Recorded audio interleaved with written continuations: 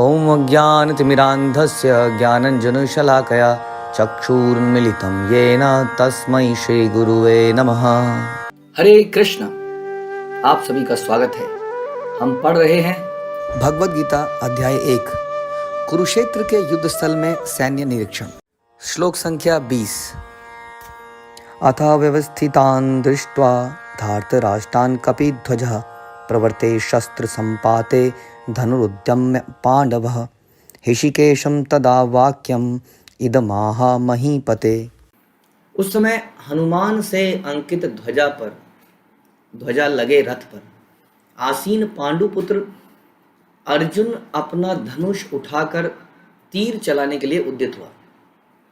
हे राजन, धृतराष्ट्र के पुत्रों को व्यू में खड़ा देखकर अर्जुन ने श्री कृष्ण से ये वचन कहे। तो अभी तक काफी दिनों से चर्चा चल रही थी कुछ शंखों के बारे में। कुछ शंख दिव्य थे और कुछ शंख साधारण थे जो कि हल्ला मचा रहे थे। कुछ शंख ऐसे थे जो इतने दिव्य थे कि जब वो बजे तो सामने वाले के हृदय विदीर्ण हो गए। जो कौरव थे जिनके मन में चोर था तो उनके हृदय विदीर्ण हो गए। तो ये सब घटना के बाद अब आगे देखते हैं। युद्ध प्रारंभ होने से पहले अब अर्जुन पे फोकस जाएगा। तो फोकस लाइट अभी तक कहाँ पे थी? फोकस लाइट अभी तक दुर्योधन के ऊपर थी और वहाँ से सैनिकों पे गई। अब फोकस लाइट आ गई हमारे मेन कैरेक्टर्स के ऊपर, अर्जुन के रथ पर है। ये रथ कोई साधारण रथ नहीं है। ये रथ है कौन सा? ये है दिव्य रथ, अग्निदेव द्वारा दिया गया। और इस रथ के ऊपर एक ध्वजा लगी है, एक झंडा है। रथ का जो ऊपर कनौपी होती है उस कनौपी के ऊपर एक ध्वजा है। उस ध्वजा के ऊपर हनुमान जी का चिन्ह है और वास्तव में हनुमान जी का चिन्ह नहीं है। हनुमान जी, जैसा कि महाभारत की स्टोरी में हम सुनते हैं, उस स्टोरी के अनुसार उनका प्रॉमिस था कि अर्जुन मैं तुम्हारे साथ होऊंगा युद्ध में। जब महाभारत का भयानक युद्ध होगा तब मैं तुम्हारे साथ आऊँगा और अपनी दहाड़ से, केवल अपनी दहाड़ की आवाज़ से जो है मैं उनकी कई बार जब हनुमान जी लड़ाई के बीच में दहाड़ते थे तो उन सामने वालों का जो है सीना डर के मारे फट जाता था और वहीं पर गिर पड़ते थे। तो मैं तुम्हारा साथ दूंगा। उन्होंने वास्तव में लड़ाई तो नहीं निकली, लेकिन भक्तों की शक्तियाँ, अभी हम यही डिस्कस करेंगे कि किस प्रकार से भगवान की अदृश्य शक्तियाँ और कभी कभी स्वयं भगवान हमारे अदृश्य रूप से मदद कर रहे होते हैं। कभी साक्षात रूप से मदद कर रहे होते हैं, कभी अदृश्य रूप से मदद कर रहे होते हैं और हमें इसका मालूम ही नहीं होता है। और हम सोचते हैं कि भगवान ने हमें कहाँ छोड़ दिया अकेला, कैसे हम लड़ेंगे इस संसार में, मैं लड़ता जा रहा हूँ, कोई मेरे मदद नहीं है। हम उस चीज़ को देख ही नहीं पाते हैं जो मदद हमें मिल रही है, उस मदद को तो हम स्वीकारते ही नहीं हैं। जैसे कि हम सुनते हैं एक स्टोरी की, कैसे एक व्यक्ति भगवान से एक बार बोलता है कि हे भगवान, मैंने लाइफ में हमेशा देखा कि आप मेरे साथ साथ चल रहे हैं। कैसे? कि जब मैंने देखा कि रेत में मैं चल रहा था तो दो पैरों के साथ दो पैर और थे, मेरे पैरों के निशान के अलावा दो पैरों के निशान और पड़ते थे। तो हे भगवान, आप कितने अच्छे हैं कि हमेशा मेरा साथ आपने दिया।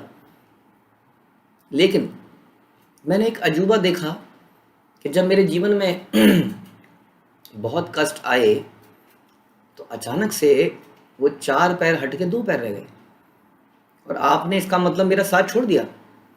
आप मेरे साथ थे हमेशा से, लेकिन अचानक से कुछ ऐसा समय आया कि मैं चल रहा था तो मुझे केवल दो पैरों के निशान दिखाई दिए और वही मेरे जीवन लाइफ का सबसे कठिन समय था। तो पूछता है कि भगवान उस वक्त आप कहाँ चले गए थे? और उसको डाउट होता है कि आप मुझे, बेसिकली उसका क्वेश्चन था कि आप मुझे छोड़ के क्यों चले गए, क्यों आपने मेरी मदद नहीं करी मैं लाइफ में। और यही क्वेश्चन हमारा भी होता है कि ठीक है भगवान, हमने आपका नाम जपा, हमने आपकी आरतियाँ करी जब मेरे जीवन में सब सही था, लेकिन जब मेरे जीवन में इतनी बड़ी संकट आई तो आपने कोई मदद नहीं करी मेरी, मैं उस संकट में अकेला ही जूझता रहा। तब भगवान आंसर देते हैं कि ओ मूर्ख, उस वक्त तो दो पैरों के निशान थे वो मेरे ही थे, मैंने तुझे गोदी में उठा रखा था। और उसी तरह से हम एक और कथा सुनते हैं कि एक बार एक व्यक्ति एक नदी को पार कर रहा होता है और नदी के उसमें एक ब्रिज होता है और अचानक से ब्रिज, जैसे लक्ष्मण झूला देखा होगा आप लोगों ने, उसी तरह का एक ब्रिज।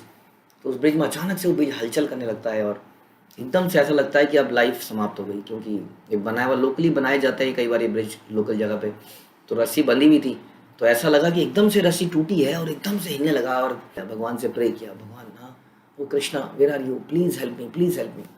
बहुत जोर से उसने देखा वो कृष्ण सामने आ गए, एकदम से उस पुल के कोने में, डेड एंड में कृष्ण खड़े थे, और उसने जोर से कृष्ण को पुकारा क्योंकि वो बड़ी जोर से हिल रहा था।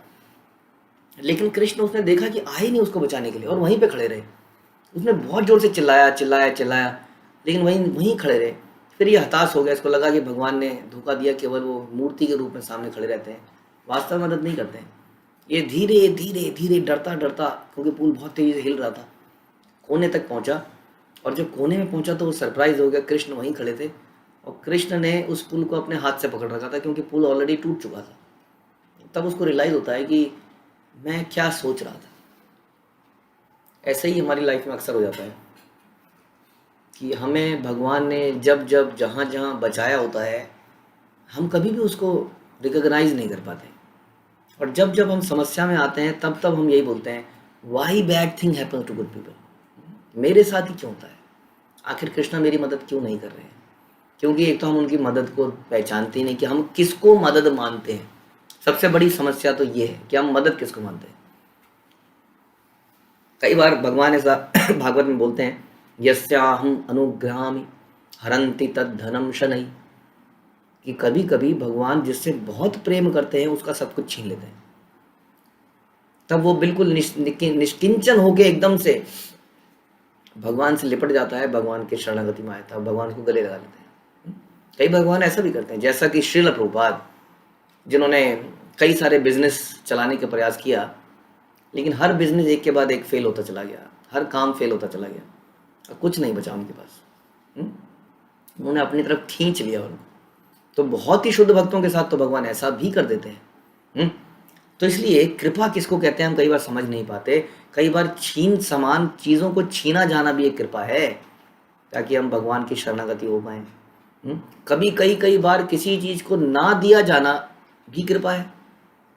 कोई चीज़ हमें नहीं मिली जो हम याचना कर रहे थे, काश भगवान मुझे दे दो, भगवान मुझे दे दो, भगवान मुझे दे दो, और भगवान ने नहीं दिया। हम कहते हैं क्या फ़ायदा, इससे अच्छा तो मैं देवी देवताओं की पूजा करता तो मिल तो जाता। यस, मिल जाता। हम अगर किसी दुकानदार को, एक छोटा बच्चा दुकानदार पे बोले कि भैया मुझे एक सिगरेट दे दो, तो क्या वो मना करेगा? वो दे देगा, लो। लेकिन क्या आप अपने पिताजी को बोले, पिताजी, हे पिताजी, एक सिगरेट दे दीजिए ज़रा, हाँ, वो एक झापड़ जरूर दे सकते हैं। तो ज़रूरी नहीं है कि हमारे पिता हमारे हर वस्तु को पूरा करें, क्योंकि वो जानते हैं कि हमारे हित में क्या है और क्या नहीं है। इसलिए हम समझ ही नहीं पाते हैं कि कृपा क्या है। कई बार वो दुख जो है, बहुत बड़े जो दुख है उसका एक मात्र कण मात्र होता है, एक बहुत बड़ी विपदा का छोटा सा हिस्सा होता है जो हमारे सामने आता है, और हम सोचते हैं हमारे साथ ऐसा क्यों हुआ, जबकि बहुत बड़ी विपदा तो टल चुकी होती है। तो यही है, हम ये कहना चाह रहे हैं कि भगवान का हमारे जीवन में जहाँ जहाँ गुप्त रूप से वो हमारी मदद कर रहे हैं, वो कभी हम समझ नहीं पाते हैं। तो लेकिन अब हमको ये बताते हैं कैसे भगवान की गुप्त शक्तियाँ हमेशा काम कर रही है। जैसा हमने 2 एग्जाम्पल बताया आपको अभी, इसके अलावा बहुत सारे एग्जाम्पल हैं। अम्बरीश महाराज के ऊपर अटैक हुआ दुर्वासा ऋषि का, और दुर्वासा ऋषि ने अपना जितना भी तपोबल था, उस तपोबल से एक बहुत बड़ी एक राक्षसी को जन्म किया, अपीयर कराया।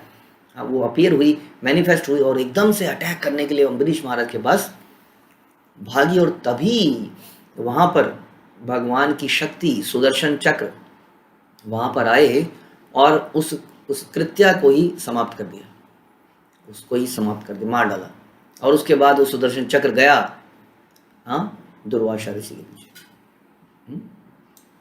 इस प्रकार से हम देखते हैं कि कैसे उस चक्र ने, सुदर्शन चक्र ने, जो कि भगवान की शक्ति है, उसकी रक्षा करी अम्बरीश महाराज की। तो इस प्रकार से भगवान के भक्तों की भगवान की शक्तियाँ हमेशा रक्षा कर रही होती हैं। तो ओनली थिंग इज हम उसको पहचान नहीं पाते हैं कि हमारी रक्षा हो रही है। तो इस तरह से हमने देखा कि इतने महान, मतलब ताकतवर व्यक्ति थे दुर्वासा ऋषि, और अम्बरीश महाराज जस्ट एक नॉर्मल किंग थे, कोई योग शक्ति उनके पास नहीं थी, लेकिन भगवान की शक्ति, क्योंकि भगवान के बहुत बड़े भक्त थे राजा अम्बरीश, तो उनकी रक्षा हुई। उसी तरह हमने देखा प्रहलाद महाराज को आप जानते ही हैं, होलिका का भी अभी होली गई है, कैसे उसको वरदान था कि वो कभी जलेगी नहीं, और वो उसको लेके बैठती है और वो जल जाती है। और प्रहलाद महाराज नहीं जलते हैं, तेल के कढ़ाई में नहीं जलते हैं, आसमान तो पहाड़ी से फेंक दिए जाने पर नहीं मरते हैं, क्या क्या नहीं करा गया उनके साथ, विषैले सर्पों के बीच में उन्हें फेंक दिया गया तो नहीं मरे। तो ऐसे बहुत सारे उनके ऊपर अटैक किए गए, लेकिन उन्होंने कुछ प्रत्युत्तर नहीं दिया, वो केवल भगवान का नाम जपते रहे। और उनकी हर समय पर रक्षा करी गई। कितनी अजीब सी बात है, भगवान ने अदृश्य रूप से हमेशा उनकी रक्षा करी। इसी तरह से भगवान भक्तों की रक्षा करते हैं जो उनके शरणागति होते हैं। ध्रुव महाराज ने भगवान की शरणागति करी और एक 5 साल का बालक ने जंगल में तपस्या करी। आप जानते हैं जंगल में शेर भालू नहीं आएगा मान लेते हैं, लेकिन बिच्छू तो एक बड़ी नॉर्मल सी चीज़ है जो कि कहीं पर भी गंदगी में भी पैदा होता है। और जंगल में बिच्छू का होना तो और आप जानते हैं कि कैसे बिच्छू के काटने में आदमी कैसे तिल मिला जाता है। तो बिच्छू, कीड़े मकोड़े, सांप, न जाने क्या क्या चीज़, दिन रात वो जंगल में तपस्या करी 6 महीने तक और उन्हें कुछ नहीं हुआ और बल्कि भगवान को प्राप्त किया। तो जब हम भगवान की शरणागति करते हैं तो प्रारंभ में बड़ी कठिन परिस्थिति लगती है। ऐसा लगता है कि ये क्या हो गया, एकदम से ही क्या हो गया, कहीं देवी देवता तो नाराज नहीं हो गए, कहीं कुछ और तो नहीं हो गया, क्या वास्तव में भगवान मदद कर रहे हैं, क्या वो मेरी पुकार को सुन भी रहे हैं। ऐसे बहुत सारे डाउट हमारे मन में आ जाते हैं। ध्यान रखिए, भगवान बोलते हैं कि कौन्तेह प्रतिजानहि न मे भक्त्या प्रणश्यति। वो बोलते हैं कि हे कुंती पुत्र, जाके घोषणा कर दो कि मेरे भक्त का कभी नाश नहीं होता है। I will protect my devotee, मैं अपने डिवोटी की रक्षा करूंगा। ओनली प्रॉब्लम इज हम समझ नहीं पाते हैं कि रक्षा किसको कहते हैं। हम सोचते हैं शारीरिक रक्षा को ही रक्षा कहते हैं। रक्षा वास्तविक रक्षा क्या है? वास्तविक रक्षा हमारे आचार्य बताते हैं कि हमारी चेतना की रक्षा ही वास्तविक रक्षा है। जैसे हम कहते हैं ना, everything is lost if character is lost. इस तरह से यदि हमारी कृष्ण भावनामृत से हम दूर चले गए तो समझ लिए जीवन में जो भी पाया था सब समाप्त हो गया। हमारा शरीर में कुछ रोग लग गया, नो प्रॉब्लम। हमारा कुछ हाथ पैर कट गया। हम ऐसे भक्त को भी जानते हैं जिन्होंने अपने जीवन में मुख्य अंग गंवा दिए, लेकिन फिर भी भगवान की भक्ति में लगे रहे। उन्होंने नहीं कहा कि भगवान मैं तो आपकी भक्ति कर रहा था, मेरा हाथ क्यों कट गया, मेरा पैर क्यों कट गया। क्योंकि शारीरिक लॉस तो होना ही है, एक दिन तो ये शरीर जला ही दिया जाएगा। तो इसलिए असली हमारे जो प्रोटेक्शन है वो हमारी प्रोटेक्शन है हमारी चेतना की। जो हम भक्ति अर्जित कर रहे हैं, भगवान भक्तों से दूर ना करना, अपनी भक्ति से दूर मत करना, किसी तरह अपनी सेवा में लगाए रखना, ये है हमारी रियल प्रोटेक्शन जो भगवान करते हैं। तो यहाँ पर हनुमान हम देख रहे हैं भगवान की शक्ति की तरह, जैसे सुदर्शन चक्र ने भगवान अम्बरीश महाराज की रक्षा करी, उसी तरह भगवान की शक्ति हनुमान, जो राजा राम के साथ भी थे और राजा राम को उन्होंने किस तरह से जिताया, तो वैसे ही हनुमान जी आज अर्जुन के सपोर्ट में है और फिर कौन हरा सकता है ना। इस तरह से भगवान की शक्तियाँ भी भगवान के भक्तों की मदद करती हैं, उनकी रक्षा करती हैं, भगवान भी रक्षा करते हैं, लेकिन हमें समर्पित होना पड़ता है।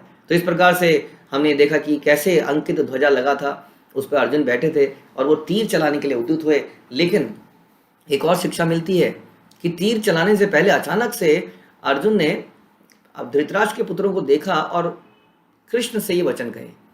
यानी कि जब भी जीवन में कोई डाउट आता है या जब भी हम कुछ शुभ कार्य करने जाते हैं, जब भी हम कुछ आध्यात्मिक कार्य, कोई नया काम करने जाते हैं, तो हमें गुरु और भगवान की कृपा जरूर याचना करनी चाहिए कुछ भी करने से पहले। तो अर्जुन एक महान युद्ध लड़ने वाला था, उससे पहले उसने सोचा क्यों ना भगवान से कुछ क्लैरिफिकेशन ले ली जाए, क्यों ना उनका आशीर्वाद ले लिया जाए। तो इससे वो कृष्ण की तरफ मुड़ा और उसने भगवान से कुछ शब्द कहे। तो क्या शब्द कहे उसके लिए हमें रुकना पड़ेगा अगले श्लोक तक। श्रीमद् भगवद गीता की, श्रील प्रभुपाद की।